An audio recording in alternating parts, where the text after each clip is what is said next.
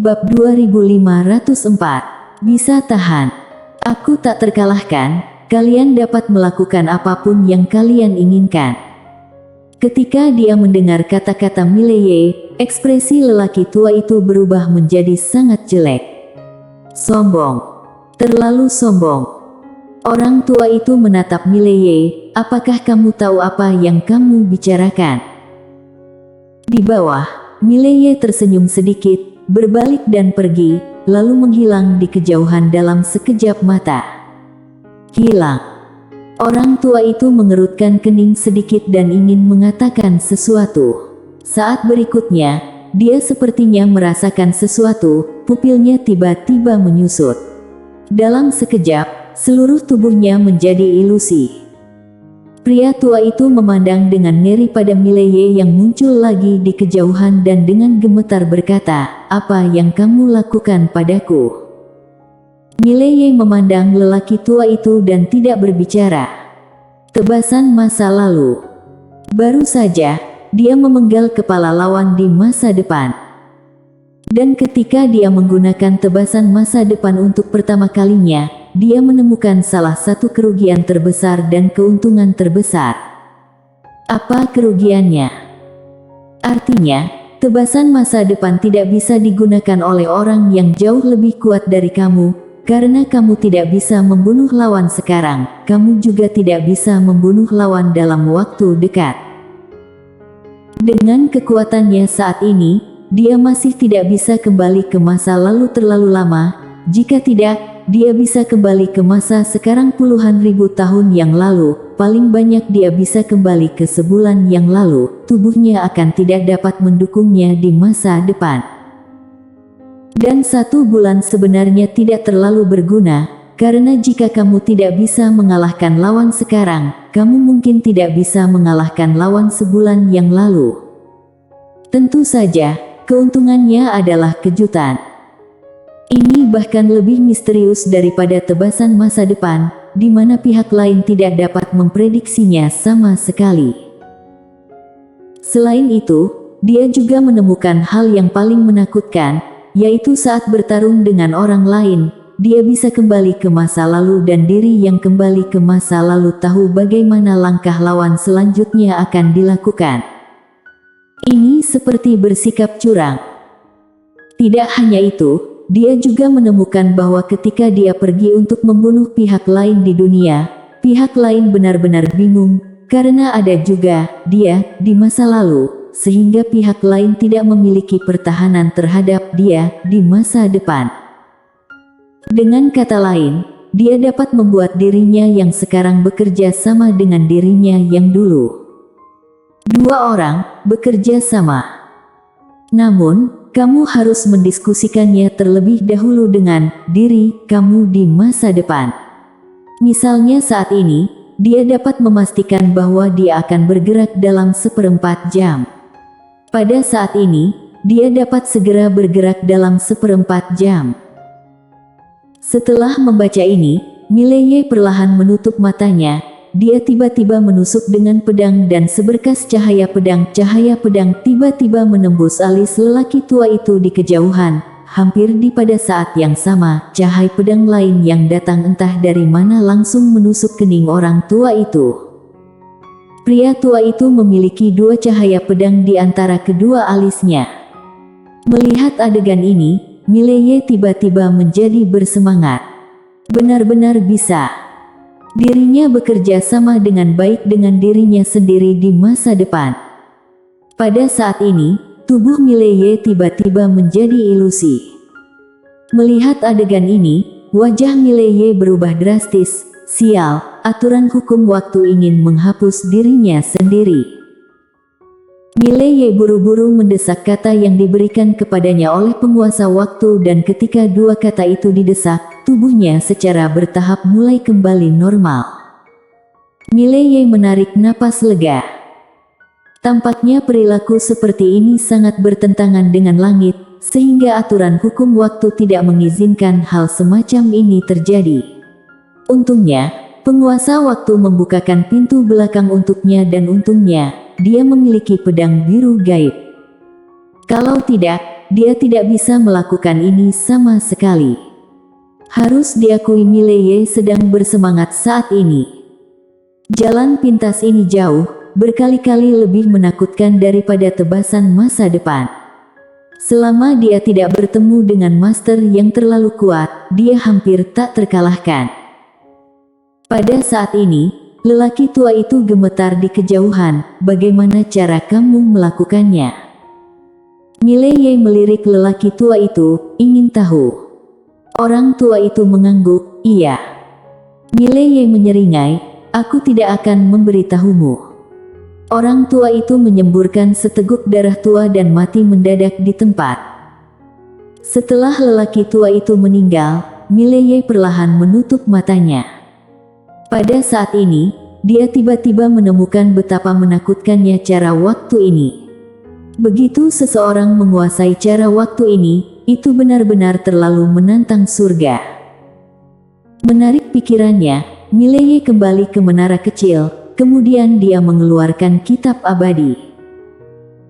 Meskipun dia belum mencapai yang abadi, tetapi sekarang dia dapat melakukan hal-hal yang tidak dapat dilakukan oleh yang abadi. Dapat dikatakan bahwa dia langsung melompati beberapa tingkatan alam.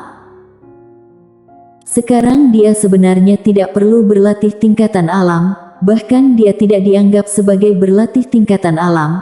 Dia sekarang mempelajari kitab suci abadi untuk meningkatkan jiwa spiritual, tubuh fisik dan kesungguhan tekad. Peningkatan ketiganya menentukan berapa lama dia bisa bertahan di sungai panjang waktu. Tujuan utamanya adalah jalan waktu. Sederhananya, dia sekarang berlatih 4 hal, yaitu tahu pedang, jiwa spiritual, tubuh fisik dan kesungguhan tekad. Tubuh fisik abadi. Mileye mulai berlatih tubuh fisik terlebih dahulu. Apa itu abadi? Berarti keabadian, keberadaan abadi. Dan ketika dia ingin memilih untuk mengolah tubuh fisik yang abadi, dia menemukan masalah yang memalukan. Nadi bintang. Tidak, itu adalah jalur dewa bintang. Sesuatu yang lebih tinggi dari nadi bintang, kemurnian jalur dewa ini lebih dari 10 kali lipat dari nadi bintang biasa. Hanya energi spiritual murni ini yang dapat membuat tubuh fisiknya berubah secara kualitatif. Tapi jumlah yang dibutuhkan tidak hanya 1, tapi dia harus menyiapkan setidaknya ratusan. Selain itu, dia juga membutuhkan banyak harta surga dan bumi yang belum pernah dia dengar, seperti buah suci yang abadi, roh bumi biru langit. Mileye sakit kepala. Sial. Berkali-kali dalam latihan ini, perbandingannya bukan hanya bakat, tapi juga uang. Dan berkali-kali, uang lebih penting daripada bakat. Tidak ada uang, apa yang perlu kamu latih? Seperti saat ini, tanpa jalur dewa bintang, dia sebagai jenius pertama di zaman ini, hanya bisa menatap kosong. Menghasilkan uang. Mileye menghela napas dengan suara rendah, lalu meninggalkan menara kecil, membentangkan telapak tangannya dan sebuah cincin penyimpanan muncul di tangannya, yang merupakan milik orang tua dari sekte Dewa Pedang itu. Tapi di dalamnya hanya ada nadi bintang, tidak jalur dewa bintang. Melihat adegan ini, Mileye semakin pusing. Karena ini berarti alam suci mungkin tidak memiliki akses ke jalur dewa bintang. Pergi ke paviliun Xianbao. Mileye langsung menggelengkan kepalanya, dia tidak benar-benar ingin menemui utusan Nan sekarang. Pada saat ini, Mileye tiba-tiba mendongak dan melihat seorang pria paruh baya mendekati langit. Mileye terlihat tenang, tak perlu dikatakan lagi, ini pasti dari sekte Dewa Pedang lagi. Pria paruh baya itu tiba-tiba muncul di depan Mileye, dia memandang Mileye, Mileye tampak tenang. Pria paruh baya itu tersenyum sedikit, Tuan Muda Ye, namaku Edwin, aku tetua utama dari sekte Dewa Pedang. Mileye tersenyum dan berkata, apakah kamu di sini sendirian?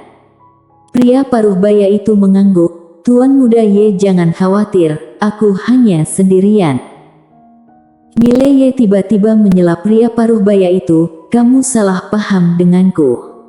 Maksudku kamu bisa memanggil lebih banyak orang."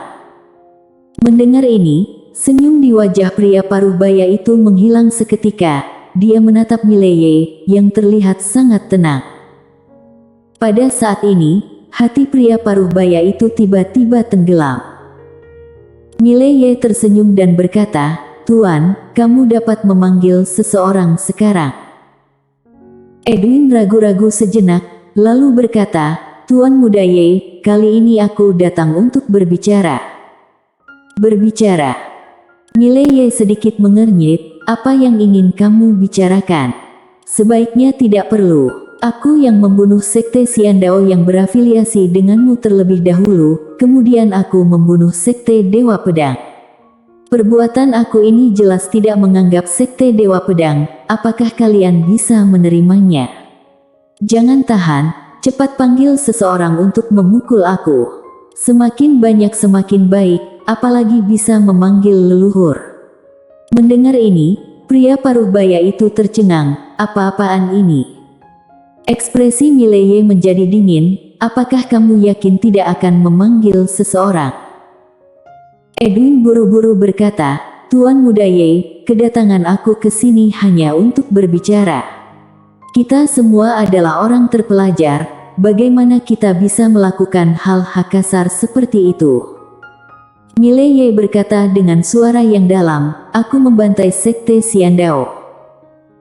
Edwin segera berkata, "Sekte Xiandao yang memprovokasi Tuan Muda Ye terlebih dahulu, mereka pantas mendapatkan apa yang pantas mereka dapatkan."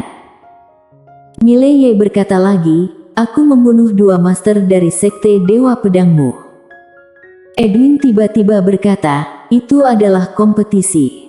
Tuan Muda Ye berkompetisi dengan 2 master kami, kemudian secara tidak sengaja membunuh mereka. Dalam sebuah kompetisi pasti akan ada kecelakaan, kami mengerti, kami mengerti." Mileye terdiam. "Sial. Kamu bahkan bisa mengerti hal seperti ini." Orang yang tiba-tiba tidak mengikuti jalan biasanya, membuat dirinya sedikit tidak terbiasa. Saat ini, Edwin terus berkata, "Tuan Muda Ye, aku datang ke sini dengan ketulusan dan persahabatan. Meskipun kami memiliki beberapa kesalahpahaman sebelumnya, aku percaya bahwa di bawah komunikasi baik, kesalahpahaman itu akan terselesaikan." Saat dia berbicara, dia berhenti, lalu berkata, "Di dunia ini, semuanya bisa hilang, tetapi ketertiban dan kebajikan tidak bisa hilang." Mileye. Edwin melirik Mileye, dia ragu sejenak, kemudian berkata, "Apakah aku boleh tahu dari mana Tuan Muda Ye belajar?" "Jelas, ini untuk menanyakan tentang asal-usul Mileye." Mileye tersenyum dan berkata, "Tetua Edwin, aku tidak punya dukungan, sungguh." Edwin tersenyum sedikit dan berkata dalam hatinya, "Bagaimana mungkin aku percaya padamu?" Mileye berkata lagi, "Tetua Edwin, apakah kamu yakin tidak ingin terus memanggil orang untuk memukul aku?" Edwin buru-buru menggelengkan kepalanya, "Tidak, tidak.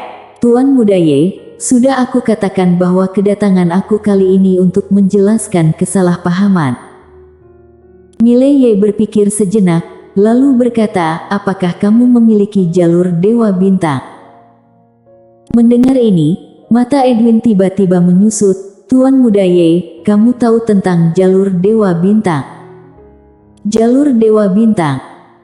Patut dikatakan bahwa Edwin sangat terkejut saat ini, karena bahkan beberapa monster tua dari Sekte Dewa Pedang tidak tahu tentang keberadaan jalur Dewa Bintang. Karena terlalu berharga. Sedangkan dirinya karena posisinya sehingga bisa tahu tentang jalur Dewa Bintang ini, karena untuk mencapai tubuh fisik abadi yang legendaris, jalur Dewa Bintang harus digunakan. Mungkinkah Tuan Muda Ye memiliki master tubuh fisik abadi di belakangnya?